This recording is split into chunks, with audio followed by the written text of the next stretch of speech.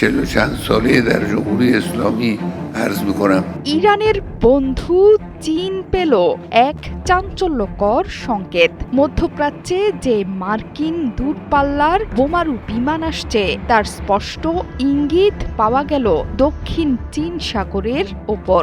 ওকিনাওয়ার কাদেনা বিমান ঘাঁটি থেকে ভারত মহাসাগরের দিকে যাচ্ছে মার্কিন জ্বালানি পরিবহন বিমান KC-135 ট্যাঙ্কার। ধারণা করা হচ্ছে তিনটি জ্বালানি বিমানের গন্তব্য ভারত মহাসাগরের দ্বীপ দিয়েগো গার্সিয়া। এগুলো উড্ডয়ন করেছে জাপান থেকে।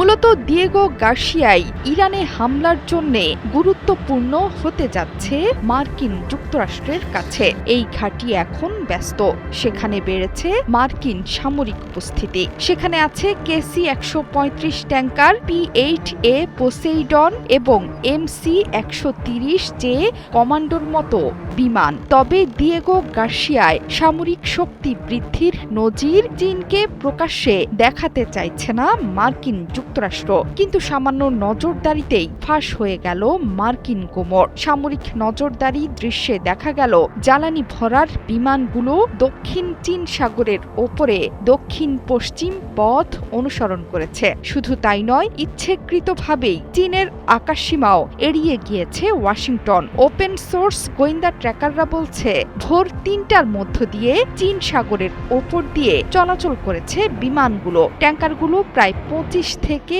৩০ হাজার ফুটের মধ্যে কম জ্বালানি ভরার উচ্চতায় ভ্রমণ করেছে। কূটনৈতিক চোখ এড়িয়ে রাডার জটিলতা এবং সম্ভাব্য ট্র্যাকিং কমাতেই এত চেষ্টা।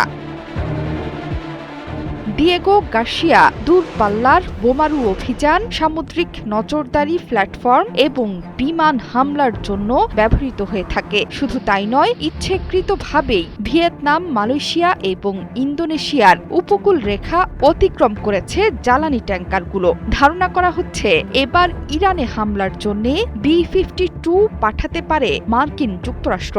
সাম্প্রতিক সময়ে জাপান এবং ফিলিপাইনে এই বোমবারের টহল দিচ্ছে স্পষ্ট ইঙ্গিত। বর্তমানে গুয়ামের আন্ডারসেন বিমান ঘাঁটিতে অবস্থান করছে 4টি B-52H স্ট্র্যাটোফোর্টেস বোমারু বিমান।